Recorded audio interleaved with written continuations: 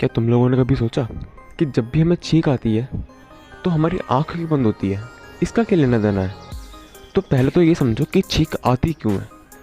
जब भी कोई पार्टिकल जैसे डस्ट या परफ्यूम नाक में चले जाते हैं और अंदर डांस करने लगते हैं तो हमारे ब्रेन के पास से सिग्नल जाता है कि ये पार्टिकल्स हमारे शरीर को हार्म कर सकते हैं, तो इन्हें फटाफट बाहर निकालो। छींक के जरिए ये पार्टिकल्स बाहर निकल जाते हैं। अब आँख क्यों बंद होती है ये समझो।